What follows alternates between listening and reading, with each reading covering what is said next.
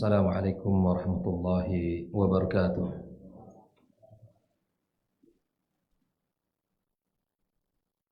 Alhamdulillahi rabbil alamin. Wassalatu wassalamu ala ashrafil mursalin Nabiyyina wa habibina Muhammadin wa ala alihi wa ashabihi ajma'in. Ashhadu an la ilaha illallah wahdahu la syarika lah, waliyus salihin wa khaliqul khalqi ajma'in. Wa ashhadu anna Muhammadan abduhu wa rasuluhu an-nabiyyul amin. Ya ayyuhalladzina amanu ittaqullaha haqqa tuqatih wa la tamutunna illa wa antum muslimun. Wa qala aidan ya ayyuhalladzina amanu ittaqullaha wa qulu qawlan sadida yuslih lakum a'malakum wa yaghfir lakum dhunubakum wa man yuti'illaha wa rasulahu faqad faza fawzan 'azima. Amma ba'd,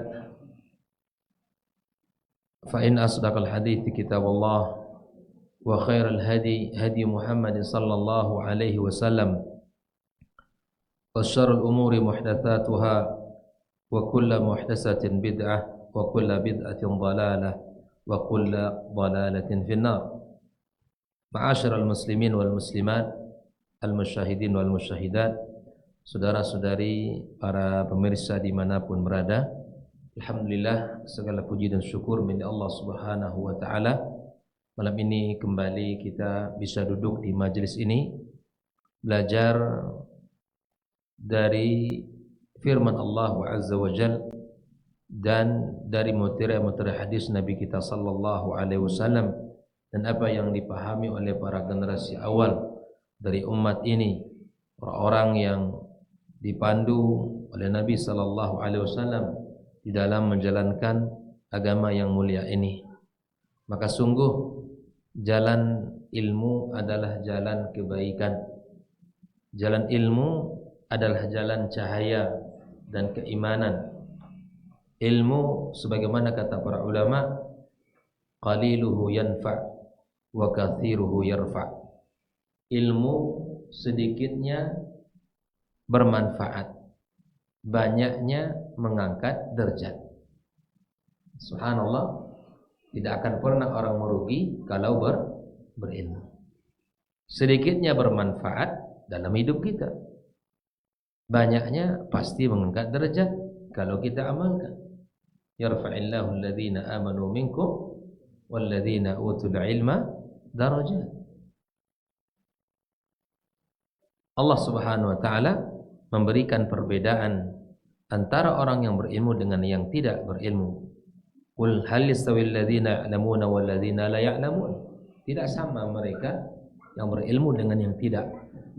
Malam ini kita mengilmui diri kita tentang bekal di dalam mendidik anak dan generasi kita, dengan harapan anak-anak kita ke depan, cucu-cucu kita ke depan menjadi generasi-generasi yang beriman, generasi-generasi yang kokoh dalam agamanya, berakhlak mulia, dan memiliki semangat juang di dalam membela agama Allah Subhanahu wa taala. Salat dan salam untuk Nabi kita yang mulia sallallahu alaihi wasallam. Semoga kita mendapatkan syafaatnya pada hari kiamat kelak. Malam ini kita akan membicarakan tentang peran istri salehah di dalam pendidikan anak. Maka walaupun judulnya istri yang salehah, peran mereka, tapi tentu juga akan kita sampaikan bagian yang harus menjadi peran bagi seorang ayah yang saleh. Maka sesungguhnya Islam telah menyuruh kita untuk menikahi wanita yang saleh. Karena wanita yang saleh ini adalah yang akan membantu dan akan menjaga agama kita. Sebelum dia menjaga dan mendidik anak-anaknya, maka istri yang salehah lebih awal dia akan membantu suaminya, akan menjaga suaminya, menjaga agama suaminya. Makanya Nabi kita sallallahu alaihi wasallam menyuruh kita untuk menikahi wanita yang salehah. Ya, sebagaimana Abu Hurairah menceritakan di mana Rasulullah SAW mengatakan tunkahul mar'atu li'arba'. Wanita itu dinikahi biasanya karena 4 hal. Yang pertama apa? Limaliha, karena hartanya, wali hasabiha, karena keturunannya, wa jamaliha, karena kecantikannya, walidiniha, dan karena agamanya. Maka Nabi di sini baru berkata fasfar bidzatid dini taribat yadak. Pilih yang beragama, yang saleha, karena sungguh itu akan menguntungkan kamu. Maka itu ikhwafillah, disinilah bahwa wanita salihah itu adalah nikmat dan dia merupakan juga sebaik-baik keindahan dunia yang dimiliki oleh seseorang. Rasulullah sallallahu alaihi wasallam mengatakan ad-dunya mata. Kehidupan dunia ini adalah kenikmatan, keindahan, mata, kesenangan. Wa khairu mata'id dunya al-mar'atu salihah. Sebaik-baik perhiasan dunia, sebaik-baik keindahan dunia adalah al-mar'atu salihah. Wanita yang salihah, istri yang salihah. Nah, ikhwatal kiram rahimakumullah, wanita salihah adalah harta terbaik bagi seorang laki-laki yang beriman. Hal yang mahal yang dimiliki oleh orang beriman adalah istri yang salihah, pendamping yang salihah. Wa aghla min kunudidz dzahabi wal fiddah. Bahkan disebutkan nilainya lebih mahal daripada emas dan perak, perhiasan dunia itu. Tapi ketika kita memiliki wanita yang baik, wanita yang salihah, maka subhanallah, dia adalah harta yang terbaik yang dimiliki oleh seorang laki-laki yang beriman.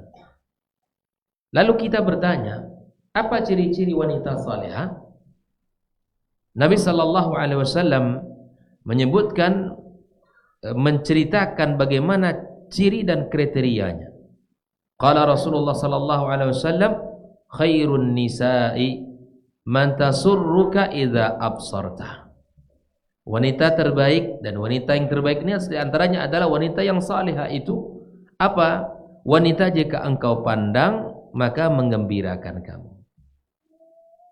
Jika dipandang membuat hati kita bahagia. Wa tuti'uka idza amart. Dan dia mentaatimu kalau dia diperintah. Seorang istri wajib untuk taat selama perintah suami tidak dalam maksiat kepada Allah. Kewajiban bagi istri untuk memenuhi keinginan suaminya. Apa yang diminta oleh suaminya, maka dia lakukan selama itu tidak dalam mendurhakai Allah Subhanahu wa taala. Yang ketiga, wa tahfadhu ghaibatak fi nafsiha wa malika. Dia menjaga dirinya dan harta suaminya ketika suami tidak berada di sampingnya. Ini kriteria wanita salihah itu. Dipandang menyenangkan, ya kemudian perintah dia taat dan menjaga diri dan hartanya, harta suaminya. Ma'asyiral muslimin wal muslimat rahimakumullah. Istri yang salihah adalah kebahagiaan yang sangat mahal nilainya. Istri yang saleh akan menjadikan rumah penuh dengan kebahagiaan itu. Menghadirkan ruang-ruang kehidupan rumah tangga itu penuh dengan kebahagiaan. Dari Umamah radhiyallahu taala anhu, an Nabi sallallahu alaihi wasallam, an Abi Umamah radhiyallahu taala anhu, an Nabi sallallahu alaihi wasallam qala mastafadal mu'minu ba'da taqwallah khairan lahu min zaujatin salihah. Tidak ada hal yang paling bermanfaat bagi seorang mukmin setelah bertakwa kepada Allah melainkan daripada istri yang salihah. Subhanallah, tidak ada hal yang paling berharga, yang paling bermanfaat bagi seorang mukmin di dalam kehidupan dia melebihi daripada, setelah dia bertakwa kepada Allah, melebihi daripada istri yang saleh. Karenanya dia sangat berperan di dalam menghidupkan rumah tangganya dengan baik, karena dia seorang pemimpin di dalam rumah suaminya, mengatur keberlangsungan kehidupan dalam rumah tangga itu. Semua apa yang diatur oleh istri, semuanya akan memberikan dampak manfaat dan kebaikan dalam kehidupan rumah tangga itu. Di dalam banyak redaksi Nabi SAW, dalam banyak redaksi beliau menyebutkan hadis-hadisnya, arba'un minas sa'adah, ada 4 hal yang merupakan kebahagiaan bagi seseorang. Yang pertama al-mar'atus salihah, yang pertama adalah istri yang salihah. Yang kedua apa? Al-maskanul wasi', rumah yang luas, rumah yang luas. Wal jarus salih, yang ketiga apa? Tetangga yang baik, yang saleh. Yang keempat al-markabul hani, kendaraan yang layak, yang nyaman gitu ya. Sebaliknya Nabi juga mengatakan wa arba'un minas syaqawah, 4 perkara yang merupakan bagian dari kebalikan daripada kebahagiaan apa? Kesengsaraan. Al-jarus su', tetangga yang buruk. Kalau dapat tetangga yang buruk itu memang sulit hidup kita. Susah kita untuk merasakan keindahan hidup ini. Yang kedua al-mar'atus su', yang kedua adalah istri yang su', istri yang tidak baik. Yang ketiga al-maskanu dhayyiq, rumah yang sempit. Wal markabus su', kendaraan yang tidak layak, yang tidak nyaman bagi dia. Ikhwatul kiram rahimakumullah. Nah, itu semua adalah keutamaan-keutamaan hadis-hadis Nabi SAW yang berbicara tentang pentingnya memiliki istri yang salihah.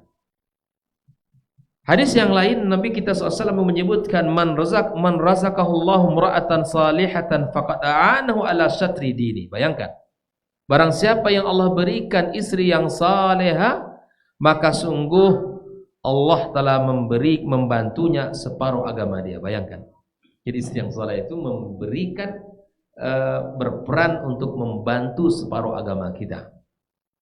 Falyattaqillah fi syatril baqi, maka hendaklah bertakwa kepada Allah di sisa separuh agama yang lainnya. Nah, di sisa yang separuh sisa dari kehidupannya. Nah, sekarang kita melihat, setelah kita tahu kedudukannya, keutamaannya, bagaimana Islam memandang, bagaimana Islam memberikan gambaran tentang pentingnya seseorang memiliki istri yang salihah, maka kita lihat apa peran mereka, apa tugas mereka. Maka istri, subhanallah, bukan hanya tugas mendampingi suami, tapi ada tugas yang sangat utama juga dalam kehidupan dia. Apabila seorang wanita telah dikaruniai anak, telah dikaruniai putra-putri, maka tugasnya sangat besar di dalam kehidupan, khususnya dalam pendidikan anak-anak. Oleh itulah para ulama di antaranya disebutkan di dalam sebuah syair, al-ummu madrasah, idza a'adattaha a'adatta sya'ban thayyibal a'raq. Ibu itu adalah madrasah. Apa itu madrasah? Sekolahnya. Jika engkau menyiapkan wanita dengan sebaik-baiknya, maka sungguh engkau menyiapkan generasi yang baik. Makanya musuh-musuh Islam tahu, Bang, kalau ingin menghancurkan umat Islam, mulai menghancurkan dari sisi wanitanya. Dirusak wanitanya, tidak memiliki rasa malu. Wanitanya semangat keluar rumah seperti mana semangatnya laki-laki, semangat bekerja, kemudian bahkan ada ajakan untuk bawa perempuan laki-laki sama, emansipasi dan seterusnya. Wanita dimuliakan oleh Islam. Wanita ya diangkat derajatnya oleh agama yang mulia ini. Maka itulah Islam menyuruh kita untuk memilih, mencari pasangan yang salihah dalam kehidupan kita. Ma'asyiral muslimin wal muslimat rahimakumullah. Maka apa saja perannya yang sangat utama di dalam kehidupan rumah tangga, khususnya dalam pendidikan anak? Yang pertama adalah istri menjadi rabbatan li baitir rajul, menjadi ya pemimpin di rumah tangga suaminya. Dia yang mengatur, dia yang mengurusi rumah tangga suaminya. Nabi SAW mengatakan, kullukum ra'in wa kullukum mas'ulun an ra'iyati. Setiap kalian pemimpin, kata Rasul, dan setiap pemimpin akan dimintai pertanggungjawaban. Wal amiru ra'in, seorang laki-laki itu pemimpin. Wal rajulu ra'in ala ahli baiti, suami pemimpin dalam kehidupan rumah tangganya. Wal mar'atu ra'iyatun ala baiti zawjiha wa waladiha aw waladihi, seorang istri pemimpin dalam rumah suaminya dan memimpin mendidik anak-anaknya. Bayangkan, ini tugas utama perempuan. Nah, ketika seorang wanita menyadari tugas ini, maka hendaklah dia merasa bahwa tugas ini bukan beban yang hanya diemban karena tugas yang berat. Tugas yang mendidik anak bukan tugas yang tugas yang membosankan, tugas yang membuat dia tidak bahagia.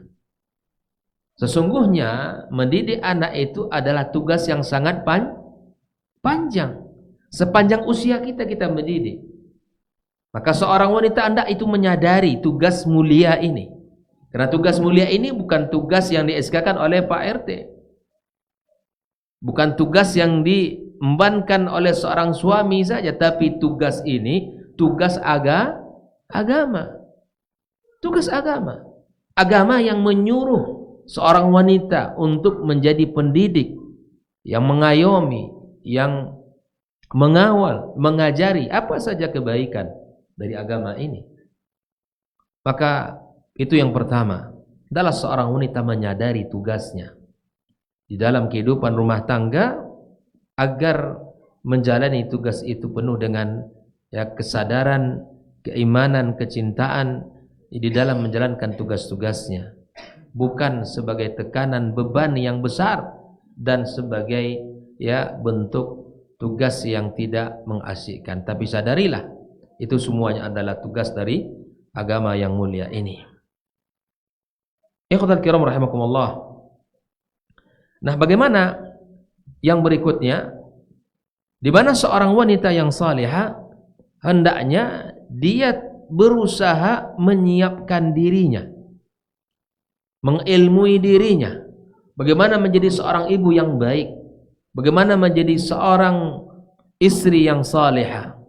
Makanya subhanallah, seperti saya sampaikan, seorang wanita sehebat apapun dia di luar rumahnya, kalau balik ke rumahnya pulang kerja, dia posisinya satu di antara dua. Yang pertama sebagai ibu dari anak-anaknya dan sebagai istri bagi suami. Itu saja. Tugas di luar tinggalkan. Makanya balik ke rumah, anak minta buatkan ini segera. Jangan tunggu-tunggu. Tugasnya di rumah sudah hadir untuk dikerjakan. Belum lagi suami yang minta, misalnya buatkan teh hangatnya, minuman kesukaannya, wajib untuk dilayani. Walaupun belum sempat misalnya mandi dan seterusnya. Belum sempat ini dan itu, tapi suami sudah minta buatkan teh hangat dan sebagainya. Wajib untuk dilayani. Sadari itu. Nah, ikhwatal kiram rahimakumullah. Ketika kita berbicara tentang tugas-tugas yang mulia ini, sebagai seorang ibu, seorang istri, maka dia harus menyadari dengan sepenuh hatinya, wah ini adalah perintah Allah Subhanahu wa taala. Makanya dalam istilah para ulama, min wara'i rajulin 'azimin imra'atun 'azimah. Biasanya karena peran yang hebat itu, peran yang sangat tangguh yang dilakoni oleh seorang wanita, maka tidak ada sejarahnya dari setiap laki-laki yang hebat itu adalah hasil didikan wanita yang hebat. Dalam sejarah banyak. Contoh saja, siapa kita pernah saya ceritakan juga pertemuan sebelum ini. Bagaimana ulama-ulama besar dalam Islam ini. Ulama-ulama hebat yang hari ini kita belajar darinya. Kita belajar dari karya-karya mereka.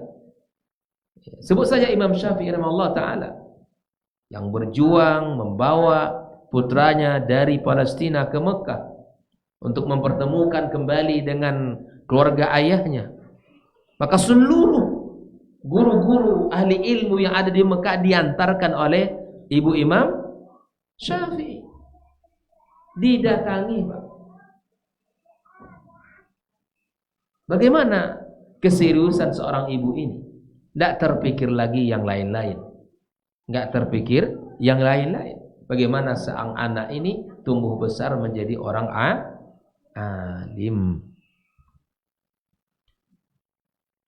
Setelah seluruh ahli ilmu di Mekah habis, lalu ibu Imam Syafi'i mengantarkan kemana? Setelah Imam Syafi'i belajar di Mekah, kemana dia belajar lagi? Ke Madinah. Diantar oleh ibunya,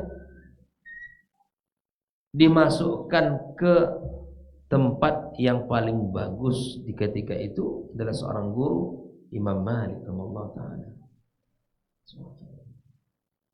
Imam Syafi'i masih kecil, sampai beliau belum diizinkan masuk karena Imam Malik di antara syarat dia yang duduk di depannya itu orang sudah ya besar, dewasa dan serius. Melihat Imam Syafi'i yang kecil datang, ya masih belum diterima untuk masuk, diizinkan masuk dalam majlis beliau. Sampai pada akhirnya Imam Malik tahu bagaimana keseriusan Imam Syafi'i, bagaimana kecerdasan otak dia, ya, maka itu kemudian sampai menjadi murid kesayangan.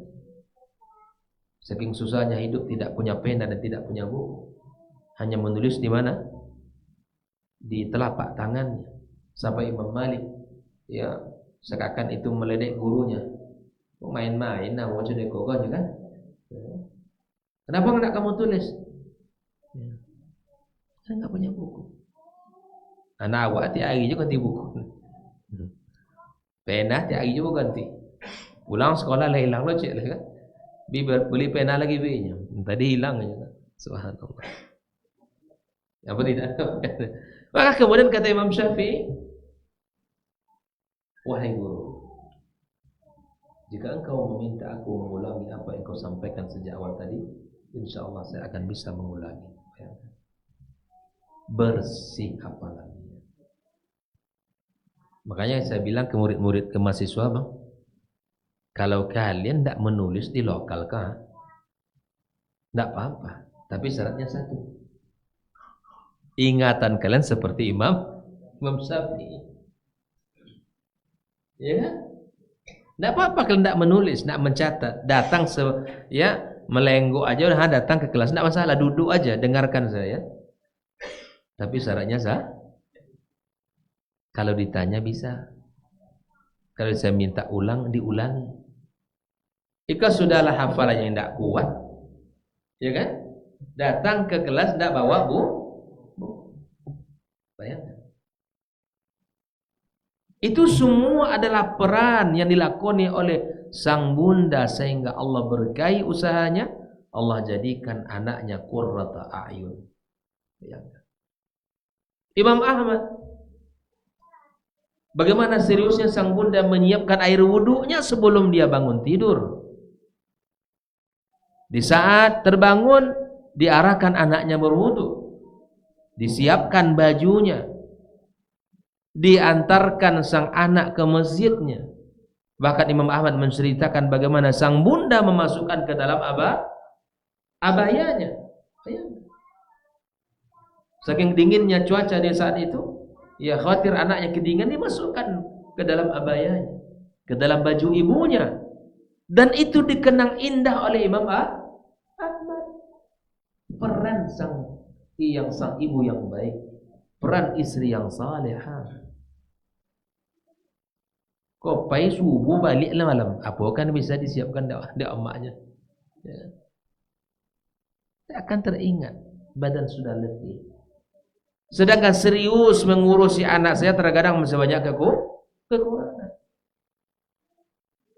Tapi kondisi yang ada hari ini bukan berarti kita harus berhenti, tapi mari kita perbaiki keadaan. Kita akan belajar dari orang-orang hebat agar kita bisa evaluasi kekurangan kita. Paling tidak apa yang bisa kita lakukan. Imam Ahmad seperti itu, dididik oleh sang bundanya. Bagaimana tidak menjadi seorang imam? Ya. Memiliki ilmu yang sangat dalam. Peran sang bunda yang luar biasa. Ya subhanallah. Adakah kenangan itu diingatan anak-anak kita?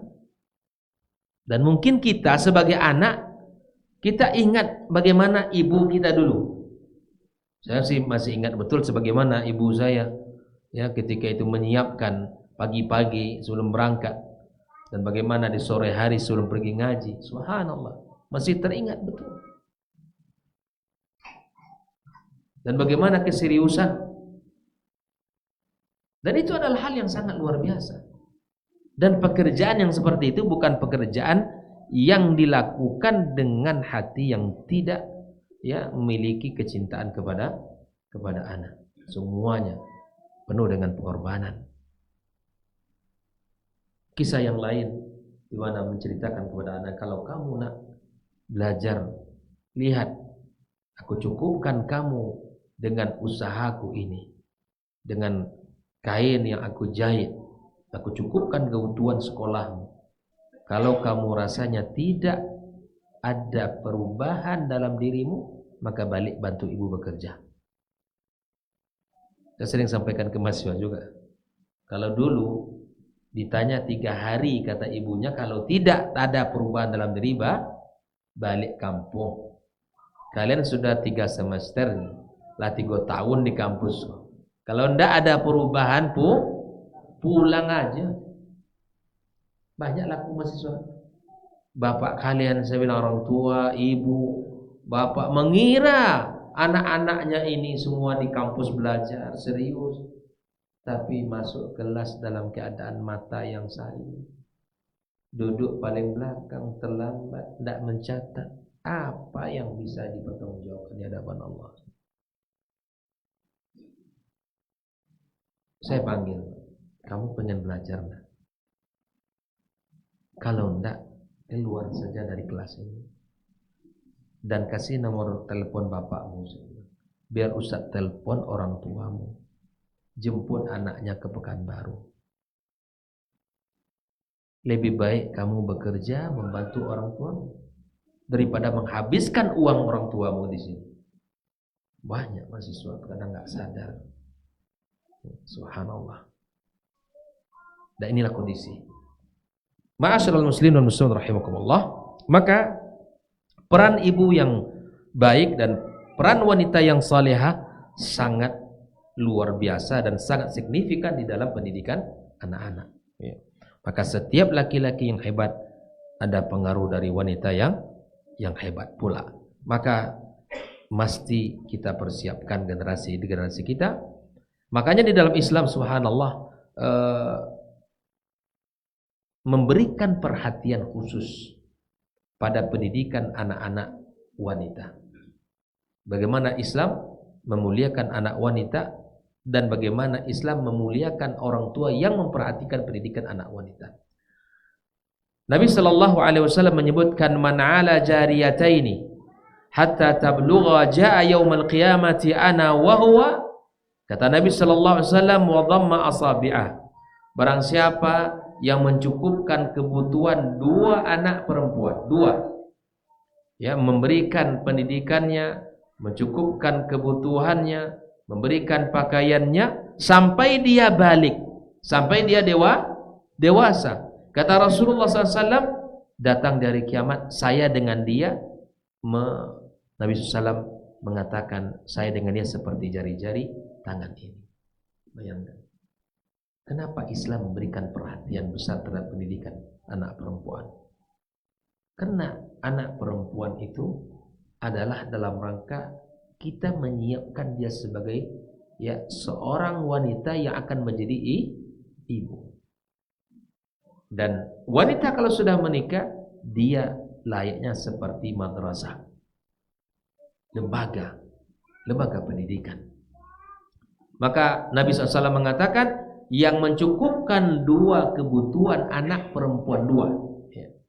Dalam hadis yang lain, man kana lahu thalathu banat, barang siapa yang punya 3 anak perempuan, fasabara alaihinna, dan sabar menghadapi tingkah lakunya, akhlaknya.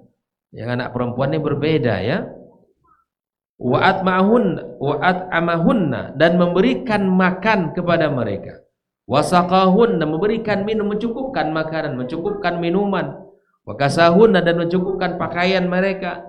Ya min jiddatihi, dari amal dan perbuatan, dari kerjanya, dari uang yang dihasilkan dari pekerjaan, kunna lahu hijaban minan nari yaumil qiyamah. Maka wanita-wanita itu, anak-anak perempuan itu akan menjadi hijab di hari kiamat kelak. Makanya kalau ada misalnya kita diuji betul ada anak-anak perempuan kita, ya Allah, aku tahu dengan hadismu ya Rabb, dengan hadis nabimu yang menyebutkan layakkan aku mendapatkan surgamu, kena melayani anak-anak perempuan yang berbeda-beda tingkah lakunya. Dan tentu ini bukanlah hal yang biasa, sehingga Nabi SAW mengatakan, barang siapa yang memiliki 3 anak perempuan, bersabar dengan anak-anak perempuan itu, mencukupkan makan, minum, dan pakaiannya, maka insya Allah mereka akan menjadi hijab dari api neraka di hari kiamat kelak. Ikhwatal kiram rahimakumullah. Di dalam hadis yang lain, ma min muslimin tudriku ibnatani fayuhsin suhbatahuma illa adkhalatahul jannah. Tidak ada seorang mukmin yang memiliki 2 anak perempuan dan dia mendidiknya dengan baik, maka keduanya itu akan menjadi, dengan keduanya itu Allah akan masukkan dia ke dalam surga. Allah. Soal nggak boleh nih. Bercanda soal, jangan Pak ya. Dari tadi 2 juga ya. 2, 3 ya. Itu ya. Berarti kalau soal ada can tambah soal. Subhanallah ya. Qala Rasulullah sallallahu, kita baca lagi ya. Man kana lahu thalatha, 3 juga. Ya kan? Salatu banat yuwihinna, diberikan tempat tinggal. Wa yakfihunna, dan kemudian dicukupkan kebutuhan. Wa yarhamuhunna, diberikan kasih sayang kepadanya. Faqad wajabat lahul jannah albatta. Wajabat lahul jannah. Wajib baginya surga, bayangkan. Apalagi hidup di zaman sekarang ini, mendidik anak perempuan bukan hal yang dijaga betul, Pak. Memang mungkin kita sering naik emosi. Mungkin uang kita banyak habis karena banyak kebutuhannya, ya kan? Banyak hal yang menjadi kebutuhannya, kita layani.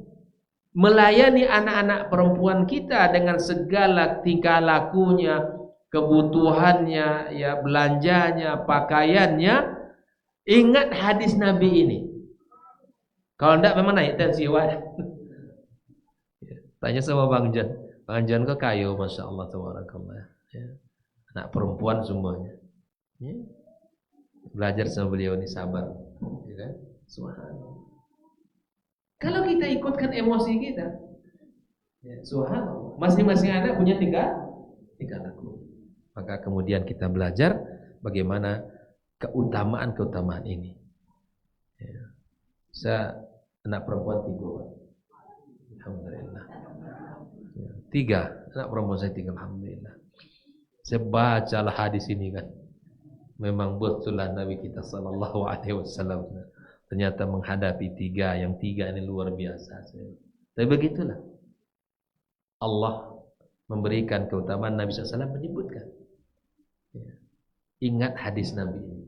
Kalau banyak permintaannya, banyak ya pesan-pesannya, sebentar paket Pak, ya kan? Setelah tiba lah paket cile, ya kan?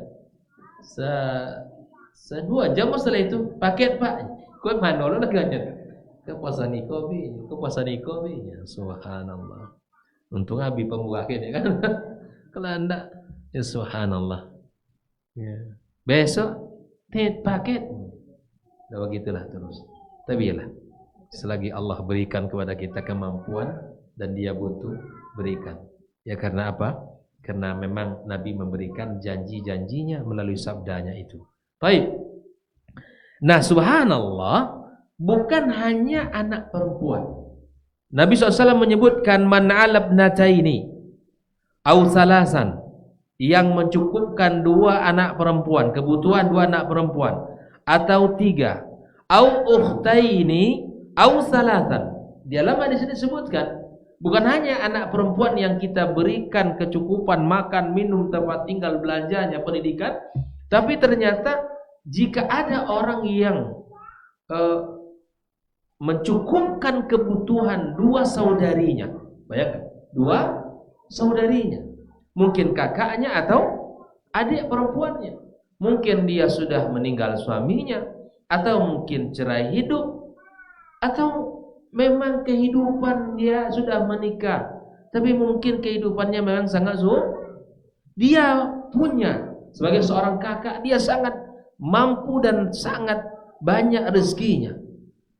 Maka kemudian dia berikan perhatian kepada adiknya. Maka subhanallah, mungkin ada di antara kita yang memiliki kesempatan seperti ini, maka jangan diabaikan. Kalau Allah berikan kesempatan, bisa ada saudari kita, kakak kita, adik kita, mungkin atau kakak kita kedua-duanya, atau 3, ya. Maka kemudian Allah berikan kecukupan pada kita rezeki, dan adik-adik kita yang perempuan atau kakak-kakak kita sangat membutuhkan. Itu adalah peluang surga, peluang yang harus kita ambil. Jangan merasa kita ini jadi beban mereka ini bagi kita. Jangan. Nabi SAW menyebutkan, barang siapa mencukupkan kebutuhan 2 anak perempuannya, atau 3 anak perempuannya, atau 2 saudarinya, atau 3 saudarinya, hatta yabinna aw yamut, sampai dia meninggal dunia, atau sampai dia berpisah dengan suaminya karena kematian, kuntu ana wa huwa fil jannati kahataini. Ya Allah, saya dengan orang yang mencukupi kebutuhan anak perempuannya dan mencukupi kebutuhan 2 saudarinya atau 3 orang dari saudarinya, saya dengan dia, kata Rasulullah, kahataini, wa asyara bi asbihil wusta wallati taliha. Dia Nabi isyaratkan seperti ini, jari tengah dan jari telunjuknya didekatkan, berarti dekat posisinya dengan ya Allah. Bayangkan, kalau ada kakak-kakak kita, ada saudara kita, sudah jangan menjadikan hal itu adalah ya beban yang tidak ada manfaat, tapi itu adalah kesempatan yang Allah hadirkan untuk kita mendapatkan menjadi orang yang bisa dekat dengan Nabi kita sallallahu alaihi wasallam. Ada azan belum? Baik. Ini yang hadis yang berikutnya. Lalu kemudian Aisyah radhiyallahu taala menceritakan tentang ada seorang wanita ya yang datang, bagaimana dia memberikan perhatian kepada sang anak. Bagaimana dia memberikan perhatian kepada sang anak. Karena ketika itu ada seorang wanita yang datang kepada Aisyah radhiyallahu taala anha, lalu kemudian dia membawa 2 anak perempuannya, Bang. Kemudian aku beri 3 butir kurma, masing-masing ya 1, dia dan putrinya 2 orang. Ketika dia ingin makan punya dia, maka kemudian sang anak juga minta lagi. Akhirnya apa? Subhanallah, dibelahnya kurma itu, lalu dia berikan kepada ya masing-masing dari putrinya. Bahkan rela dia tidak makan. Subhanallah, anak perempuan yang luar biasa. Fa'ajabatni sya'naha fa dzakartu alladhi sana'at li Rasulillah Aku sampaikan apa yang aku lihat tadi dari sang ibu kepada Nabi sallallahu alaihi wasallam. Innallaha qad aujaba laha bihal jannah. Ya Allah, ternyata dengan perbuatan yang tidak dianggap itu sebagai perbuatan mulia, dengan perbuatan itu Allah masukkan dia ke dalam Allahu Akbar. Maka memang harus kita lapangkan dada kita. Kita harus minta kepada Allah pertolongan agar Allah berikan kekuatan. Au a'taqaha biha minan nar, atau Allah bebaskan dia dari neraka dan Allah masukkan ke dalam surga gara-gara hanya pemberian yang diberikan kepada anak, yang diberikan hanya kurma yang dibelah. Kita lanjutkan setelah itu.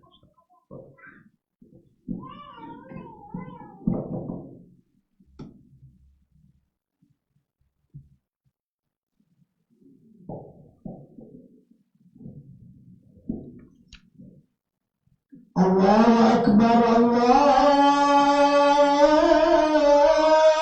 Akbar. Allah.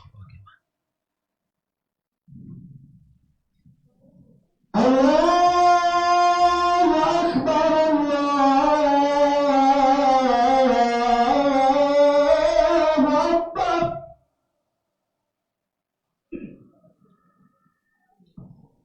Asyhadu an la ilaha illallah.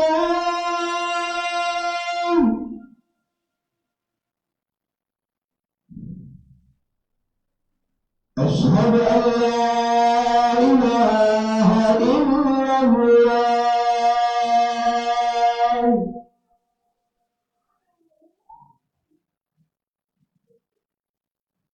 Asyhadu anna Muhammadar Rasulullah.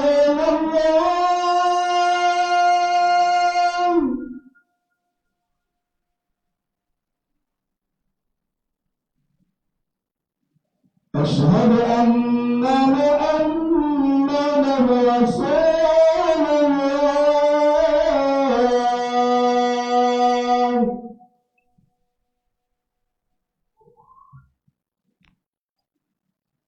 Hayya 'alas salah. Hayya 'alas salah.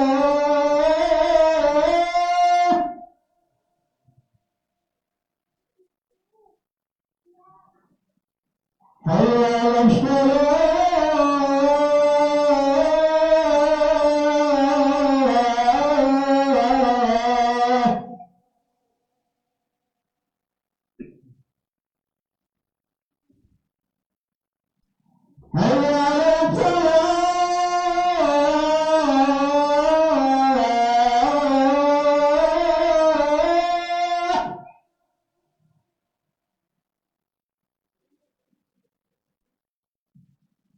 Hayya 'alal falah. Allahu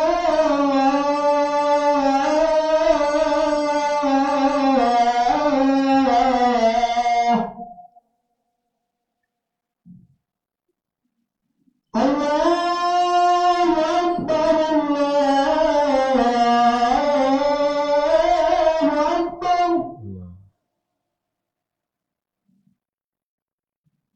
La ilaha illallah.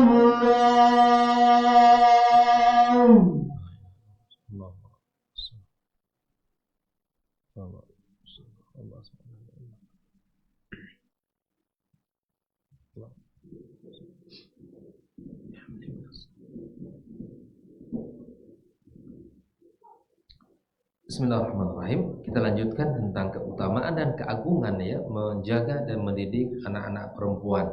Karenanya ketika kita menyiapkan mereka dengan serius, itu artinya adalah kita menyiapkan generasi di masa yang akan datang dengan baik. Karena dari mereka lah akan lahir anak-anak yang baik.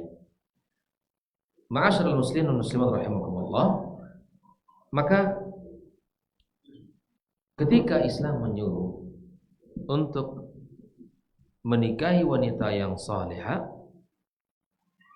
maka kita sebagai orang tua, para ayah, para wali, untuk menikahkan anak-anak perempuan kita ini yang sudah kita didik dengan baik, dengan menikahi mereka dengan laki-laki yang saleh. Karena peran dia nanti menjadi ibu itu sangat penting.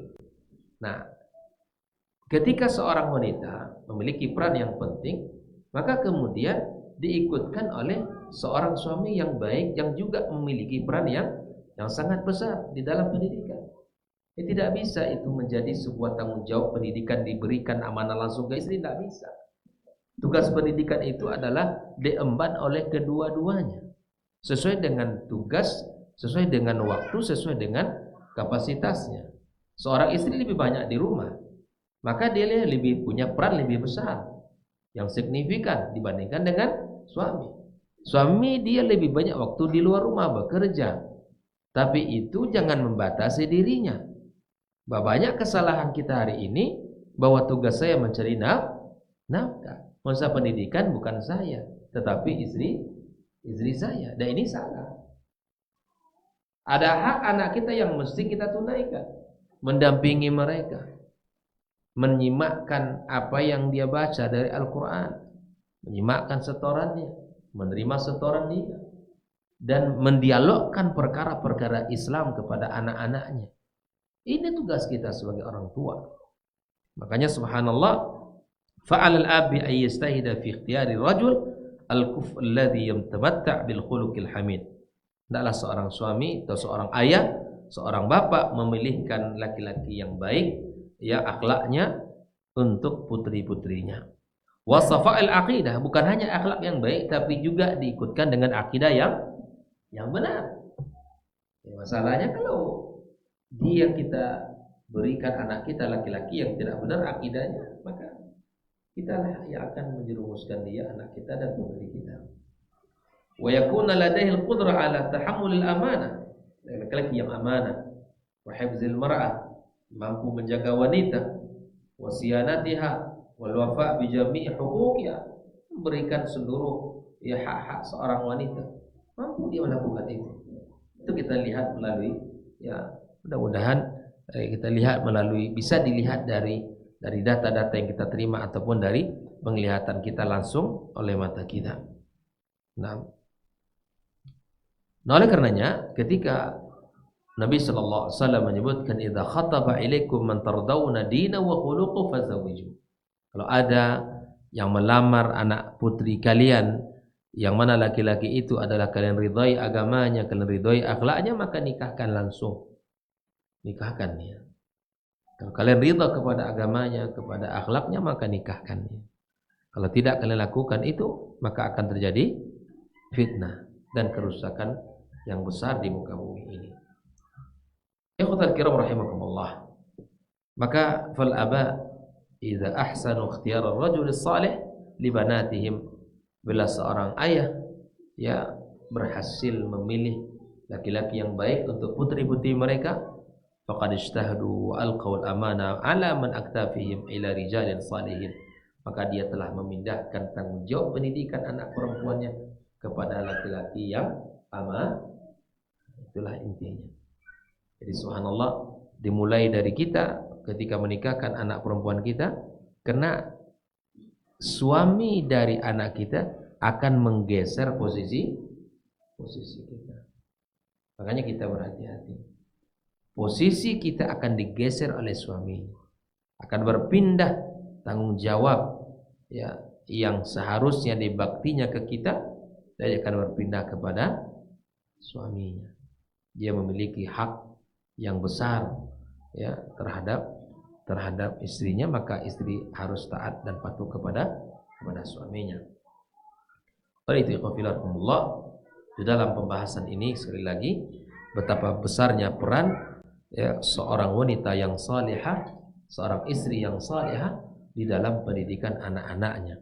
Karena wanita yang salihah, karena istri yang salihah adalah menjadi dasar utama, lembaga pendidikan yang pertama yang akan dirasakan oleh anak-anaknya di rumah. Dari ibunya dia akan mengenal bahasa.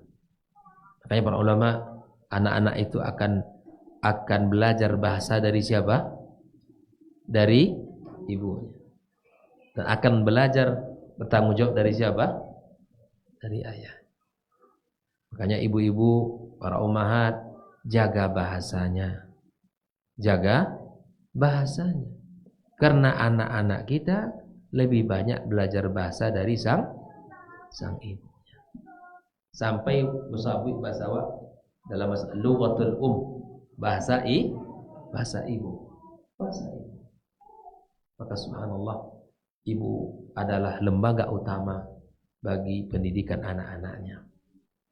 Kalau dulu kan tidak perlu orang sekolah, sekolahnya di rumahnya.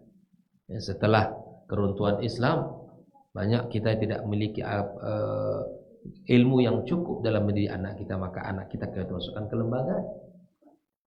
Maka sebelum dia masuk ke lembaga pendidikan formal, maka lembaga pertama adalah ibu.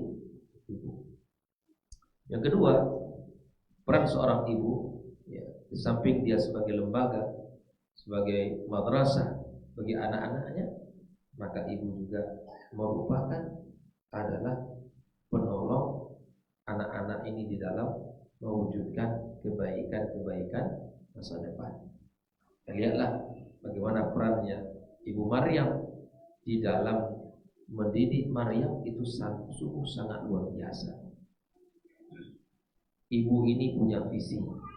Makanya yang kedua, ibu-ibu harus memiliki visi di dalam hamil, melahirkan dan menyusui.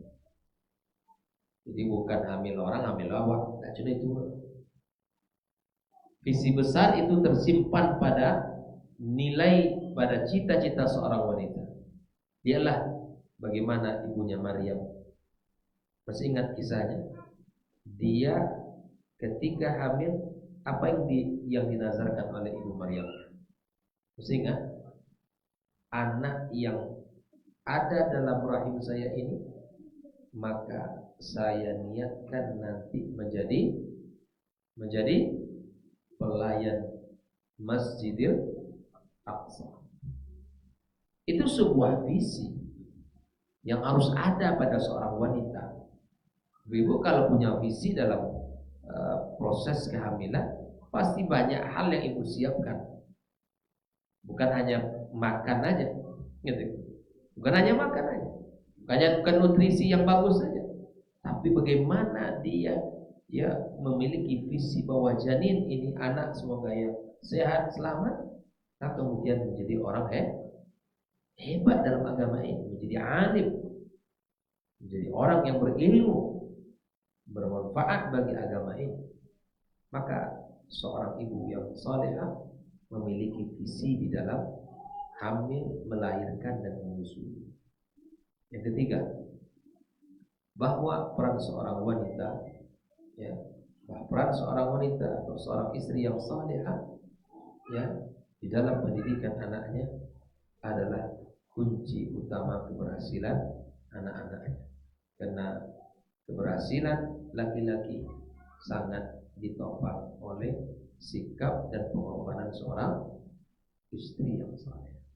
Masih ingat ada kisah seorang suami yang pergi berjihad, pergi berjihad, ditinggalkanlah anak, ditinggalkan istri dalam badan hamil, dan ditinggalkan uang untuk menghidupkan nanti anak ini.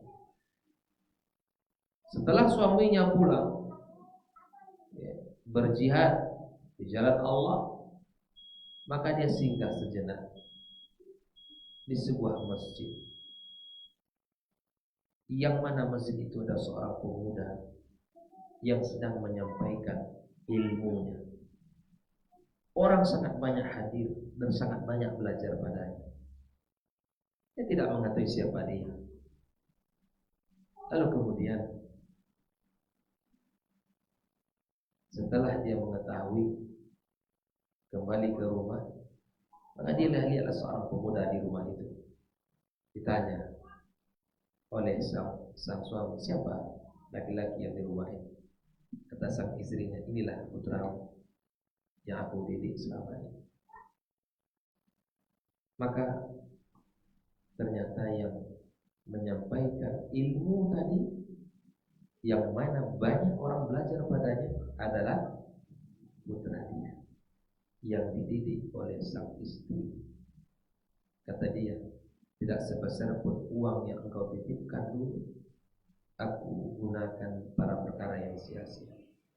Aku gunakan sesuai dengan perintahmu untuk membesarkan dia dan mendidik. Bayangkan, suami barangkali tidak kembali, ya, tapi ternyata Allah izinkan kembali dengan kemenangan sehingga bertemu dengan keluarganya. Makanya ini mungkin hipotesa saya saja, wanita ya lebih fokus memang terkadang setelah misalnya berpisah dengan suami, baik itu ditinggal mati ataupun hidup, maka ya kebanyakan wanita yang ada dalam ingatannya membesarkan anak, lebih sabar. Dia bisa sebagai guru dan dia sekaligus menjadi penopang kehidupan tapi tiba laki-laki. Ya bang? Iya. Allah, tiba laki-laki mati bini. Hah? Subhanallah. Lalu mati anak nambu ya. Subhanallah. Lebih sabar, lebih kuat dari laki-laki menahan. Ya. Dia hanya yang terpikir apa? Membesarkan bagaimana anak ini bisa belajar, bagaimana anak ini menjadi anak yang berilmu. Tidak ada lagi pikiran yang lain. Kalau kita balikkan kepada diri kita masing-masing kaum laki-laki ini, ya dia tidak bisa memang. Ya, banyak hal yang subhanallah kita mencari nafkah dan kemudian ada keterbatasan kita untuk berada di rumah. Tapi sang bunda, sang perempuan, sang ibu di saat yang sama dia menjadi penopang hidupnya, hidup keluarga, dia bekerja sekaligus dia juga sebagai pendidik anak. Laki-laki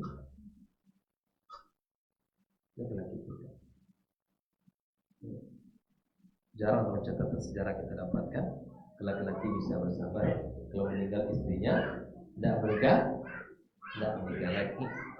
Ya. Subhanallah. Lalu ya masih ya dalam, dan memang tidak ada pula iddahnya bagi laki-laki. Laki-laki besok pagi dia bisa nikah. Kalau seandainya fiti deh, juga bisa dia. Ya. Nah subhanallah. Nah oleh karena itu ikhwatillah, peran seorang wanita yang salihah itu sangat besar dalam pendidikan anak-anak. Makanya Nabi SAW fasfar bidzatid din taribat, cari yang baik kau akan beruntung pada diri dan nanti beruntung untuk anak-anak. Kita simpulkan bahwa ketika kita menginginkan anak-anak atau nanti generasi-generasi ke depan baik, mulailah pendidikan dari anak-anak perempuan kita. Kita sudah tahu tadi keutamaannya sangat luar biasa. Jadi kalau bagaimana kalau satu tetap saja dididik, ya, karena mendidik anak perempuan memiliki keutamaan. Dan ada sahabat yang bertanya, bagaimana kalau satu? Ya, tetap. Semoga Allah Subhanahu Wa Taala ya juga memberikan keutamaan itu kepadanya, ya, kepada yang mendidik anak-anak perempuannya dengan penuh kesabaran, mencukupkan seluruh kebutuhan-kebutuhannya. Mudah-mudahan Allah Subhanahu Wa Taala berikan kekuatan kepada kita untuk mendidik anak-anak kita dan mendidik anak-anak perempuan kita khususnya, karena mereka akan menjadi sang ibu ke depannya, dan mudah-mudahan mereka mendapatkan pendidikan yang penuh dengan lemah lembut itu, lalu dia pun mendidik anak-anak mereka dengan penuh lemah lembut dan berbakti pula dengan suami mereka. Wallahu taala alam. Demikian pembahasan kita malam ini. Ada pertanyaan? Baik.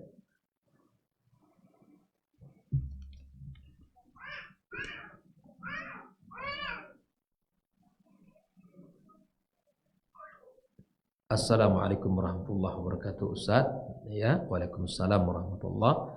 Jika seorang ibu adalah madrasah untuk anaknya, lalu bagaimana dengan sosok ayah dalam rumah tangga? Pertanyaan bagus sekali. Ibu adalah madrasah, ya. Dan itu adalah yang disebutkan oleh para ulama kita dalam syairnya tadi. Kalau engkau persiapkan wanita dengan baik, engkau akan menyiapkan generasi ya yang baik akhlaknya. Lalu apakah peran kita sebagai seorang suami? Allah Ta'ala menyebutkan peran kita ini. Ar-rijalu qawwamuna 'alan nisa. Laki-laki itu adalah qawwam bagi seorang wanita, ya. Apa makna qawwam dalam ayat ini? Para ulama menyebutkan, satu, laki-laki itu adalah sebagai tiang yang kokoh, tempat bersandar bagi keluarganya, tempat istri berkeluh kesah, tempat anak putra putrinya yang curhat kepadanya. Makanya kalau anak-anak kita cerita ke kita, apalagi istri kita cerita ke kita, itu sudah tepat, Pak. Anak kita curhat dia, ayah gini ya. Anak gadis kita curhat kita, beruntung Pak kalau bapak dicurhati oleh anak gadisnya. Terus terang dia dengan ayahnya, itu nikmat paling besar, Pak. Nikmat besar itu, syukuri itu.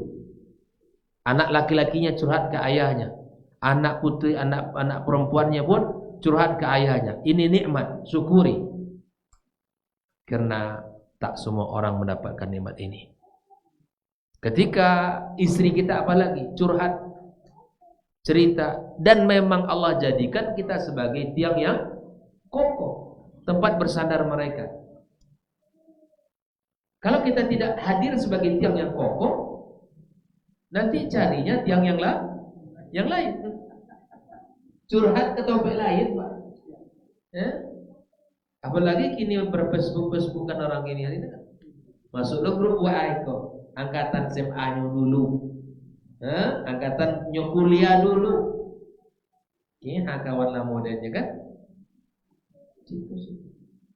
Kalau kita tidak tampung curhatan istri kita, maka dikhawatirkan nanti kita hilang kawan kita. Kita tahu itu mengadu tahu aja makin ya kan. Jangan terima saja karena kodrat kita di situ Allah jadikan untuk menerima mereka, keluh kesah mereka, cerita mereka, apalagi anak perempuan kita. Nah, perempuan kita cerita dengan kita, banggalah kita bersyukuri karena dia menjadikan bapaknya tempat curhat. Yang kedua, laki-laki itu murabbi, sebagai pendidik.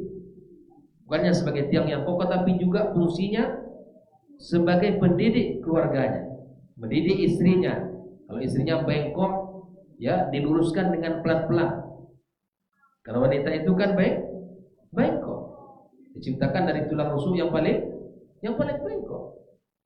Tapi ingat kata Imam Ahmad, kebengkokan, keindahan seorang istri itu ada pada kebengkokannya, katanya. Itu bahasa Imam Ahmad itu. Ketika dia menikahkan putranya, wahai anakku, kata dia, ya lihatlah gorden itu, katanya. Indahnya gorden itu karena ada bengkok-bengkoknya, ada apa namanya? Hiasan lah. Kayak gelombang. Ya gorden luwih dah lancak. Ada polanya. Begitulah perempuan, keindahannya itu ya ada pada ya kebengkokan dia. Keindahan wanita ada pada ketidaksempurnaannya itu. Jadi kalau kita tuntut dia sempurna, tidak bakalan sempurna.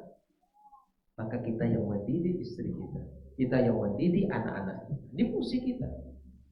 Fungsi kita bukan hanya mencari nafkah. Sering kita sampaikan itu. Yang ketiga, suami sebagai sumber kehidupan. Maka kita adalah sebagai bahasa kita apa? Tulang punggung keluarga. Jangan berpindah dari tulang punggung ke tulang rusuk. Kebini sun makojo, uang tulang rusuk. Kamu tuh tulang punggung keluarga, bukan tulang rusuk. Menopang kehidupan ekonomi keluarga. Kita yang bertanggung jawab, laki-laki. Makanya kalau kita tidak bertanggung jawab, tidak punya, ya maka hilang qawwamah kita. Hilang qawwamah. Yang berikutnya, seorang suami itu sebagai apa? Sebagai hakim, sebagai pemimpin yang bijak. Maka tolong para ummahat lihat bahwa suami kita itu adalah hakim, pemimpin di rumah. Maka jangan sampai tatapan mata suami tidak lagi bernilai di pandangan seorang istri. Sekian kali melotot suaminya, melotot tahu itu juga. Tidak dihargai. Itu tanda suami tidak pahami itu. Pahami itu. Suami tidak ridho, jangan lakukan. Yang menentukan itu suami. Pahami itu baik-baik. Ini kaidah. Dan mentaati suami itu bukan hanya norma sosial, tapi itu perintah agama, perintah Allah dan Rasulnya. Ya? Maka istri sebagai lembaga pendidikan, madrasah, maka suami sungguh sangat banyak peran yang harus diemban sama dia sebagai tiang yang kokoh, kemudian sebagai pendidik, sebagai sumber kehidupan, ya. Keempat adalah sebagai pemimpin dalam rumah tangga, memimpin ya berjalannya kehidupan rumah tangga kita, dan sebagai hakim yang bijak yang bisa memberikan keputusan yang baik dalam kehidupan rumah tangga. Wallahu ta'ala alam. Kemudian ada soal berikutnya. Izin bertanya Ustaz. Assalamualaikum warahmatullahi wabarakatuh. Bagaimana menghadapi sikap anak jika seorang anak minta sesuatu selalu ingin dituruti? Jika tidak dituruti, anak tersebut selalu cemberut atau menangis. Disitulah emosi kami sebagai orang tua selalu terpancing. Mohon nasihatnya Ustaz. Yang kedua, batas kesabaran orang tua kepada anak, apa ada batasnya Ustaz? Jazakallah. Yang pertama, yang sifat anak memang begitu. Dia akan selalu minta. Dia tahu bahwa kita sayang dengan dia, itu tahu. Dan anak selalu melihat apa yang tidak kita sabar dengannya, atau apa yang kita lemah, anak juga kita tahu, anak kita juga tahu.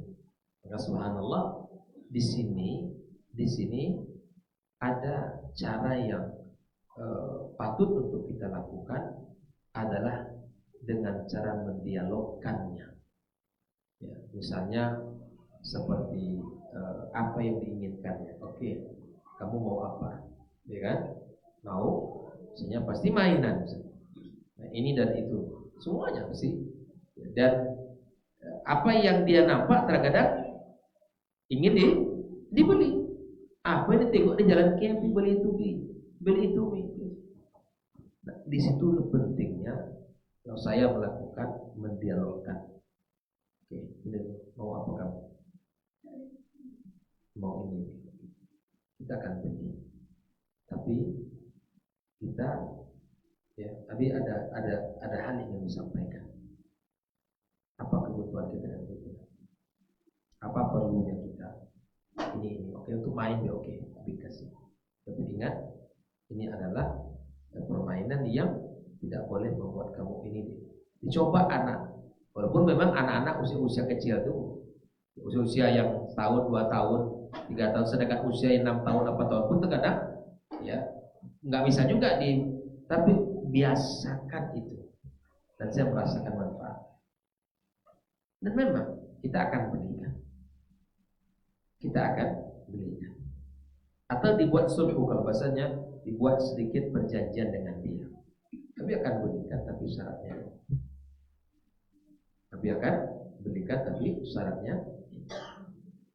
Maka di sini ada ruang dialog. Ada ruang dialog yang mesti disampaikan ke anak. Sampaikan, bicara dengan anak kita apa yang dibutuhkan ini, apa manfaatnya. Kemudian sudah ingat, kamu hari ini beli apa? Beli ini. Besok ya kita ingatkan. Melatih anak-anak kita, melatih dia agar bisa menahan keinginan dia. Tentu sebagai orang tua memang ya kita tidak bisa pungkiri itu. Kan itu membuat kita emosi bahkan hilang kendali kita. Tapi ketika dialog itu, obrolan itu bisa kita maksimalkan dengan anak-anak kita, maka insya Allah itu akan bisa mengurangi ya apa yang diinginkan itu terus menerus kepada kita.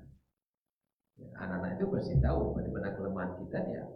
Ya, misalnya kita tidak bisa tahan itu kan, kalau dia minta ayah pasti beri. Maka tidak selalu yang diminta harus kita tahu. Nah, di dunia ini tidak selalu yang diminta mesti dapat. Ya. Sampaikan. Dibuat anak ini sedikit dia bisa berpikir, walaupun usia-usianya belum terlalu besar ya, tapi sampaikan. Masalah terbesarnya ketika menyampaikan itu kita itu masalah. Itu masalah. Sangat jarang terkadang ketika memberikan dialog itu dalam kondisi bisa mengontrol emosi. Bisa tidak kita bisa mengontrol emosi?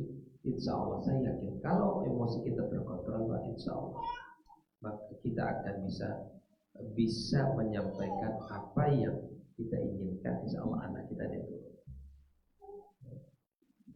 Kira kita sedang menasihati anak kita, tapi kita sedang menjual ke anak kita, sedang mengeluarkan amarah dan emosi kita yang tinggi kepada anak kita. Yang kedua, batas kesabaran. Ya subhanallah, kesabaran ini memang butuh juhud. Kesabaran itu butuh kesungguhan, butuh keseriusan, sehingga apa? Allah Subhanahu wa taala memberikan balasan orang bersabar yang sabar itu pahala yang tanpa batas. Nah, apakah ada batas? Ya. Selama anak-anak kita, kalau berdasarkan hadis Nabi SAW, apakah boleh memukul anak-anak kita? Pukulan untuk anak tidak boleh melainkan di atas atau di usia 10 tahun. Kalaupun ingin dipukul dengan pukulan pendidikan yang meluruskan kesalahan, itu hanya pada usia 10 tahun anak kita. Jadi terkadang subhanallah itulah kita dengan belajar ini sedikit bisa mengolah emosi kita. Terkadang tangan kita copot dia melayang kan. Kita lagi lah ponek pakojo pulang sore-sore kemudian anak minta ini dan itu dan seterusnya. Nah, kalau kita belajar dalam konsep pendidikan Islam, ya pukulan itu berada pada usia 10 tahun, dan itu pun kalau dia meninggalkan sholatnya. Ya. Yang diperintahkan Nabi kepada kita meninggikan cambuk di rumahnya, menampakkan cambuk itu di rumahnya. Ya. Tahu cambuknya kan? Ya, locui. Ya. Itu termasuk perintah Nabi SAW. Hari ini mungkin tidak ada lagi, Bang. Hampir tidak ada rumah tangga kita. Ya, kalau bisa coba kita tinggikan cambuk itu, ya. Dan ini adalah hal yang patut untuk kita hidupkan kembali, mencontoh Nabi SAW, ya, dan mempraktekkan apa yang diperintahkan oleh Nabi kita Sallallahu Alaihi Wasallam. Nah, tapi itu ada ilmunya ya. Cambuk itu tidak terus-menerus turun, tapi dia sebagai alat pengingat bagi dia. Tinggikan cambuk di rumah kalian, kata Rasul. Tinggikan cambuk di rumah kalian. Maka subhanallah, itu cambuk itu akan meluruskan sikapnya. Kalau tidak bisa diluruskan oleh lisan orang tuanya. Dan saya sengaja beli Pak cambuk itu online. Apa kopinya? Ya. Setelah online. Betul. Kalau di kampung ada enggak? Kalau ada boleh di kampung. Nah, maka subhanallah, ya, tengokkan, kumpulkan anak. Ini cambuk. Tahu fungsinya? Tahu. Fungsi cambuk ini akan meluruskan sikap kalian kalau tidak bisa diluruskan dengan nasihat. Taruh di kamar. Tentu saya taruh dekat lemari. Kalau agak susah diingatkan, sini dulu. Nengok dia di telepon. Itu aja cukup. Ini dapat sesuatu kan? Mainnya banyak dan begitu seterusnya.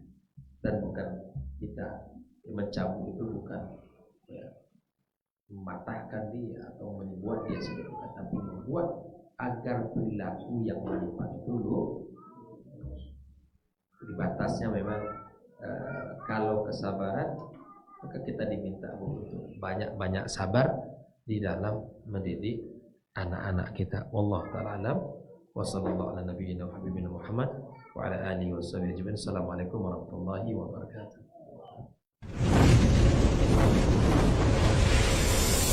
Baba TV Sunnah, belajar agama baru alim.